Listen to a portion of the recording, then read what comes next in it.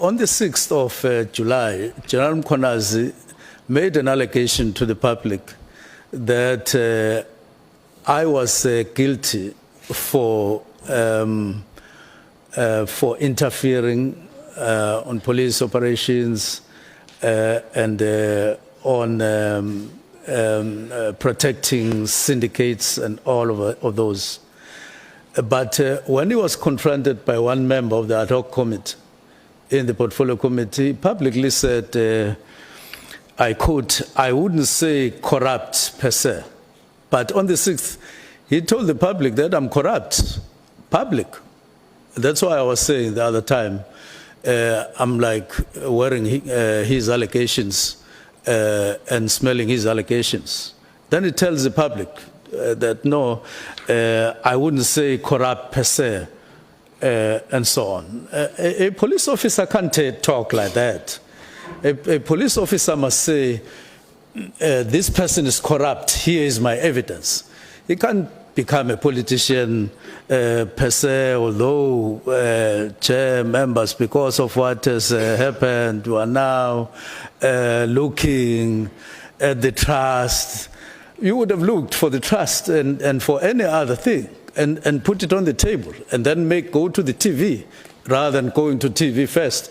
And then you come back, you say, I'm looking for this. Otherwise, all of us would be guilty on a daily basis if police officers in South Africa just go to TV and say, you are corrupt, but I'm looking for evidence. I'm looking for this and that and so on. That's the first thing.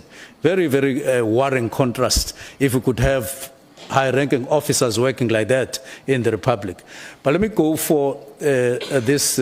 On the 20th, Chair, it's important to highlight that it is Minister of Police, SENZO Mchunu, who at this moment is on suspension, who initiated the cancellation of the tender, 360 million. And I read that News 24 article early in the morning, just after 6. And when we were flying to KZN together with the National Commissioner, I gave him my cell phone. I said, have you looked at this thing, this article?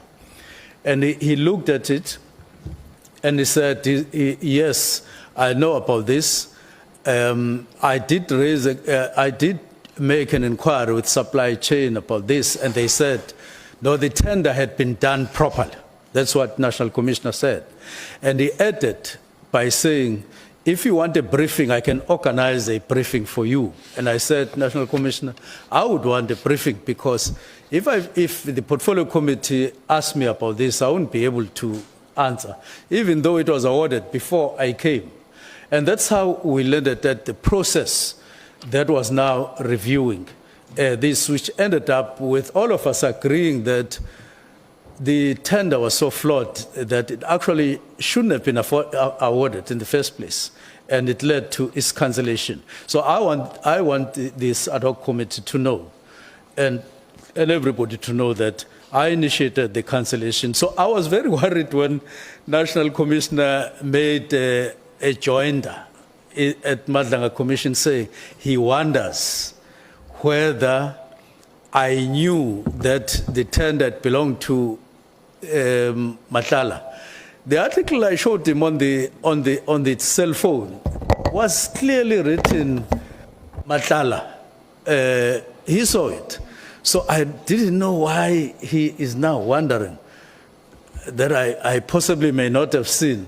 Now, supposedly twisting the sentiment to the public in a worrying, manipulative manner, that I showed him the article blindfolded, and had I known that it was the tender belonged to Matlala, was awarded to Matlala, I wouldn't have done what it did. I want to make it public that I got both shocked and disturbed by that.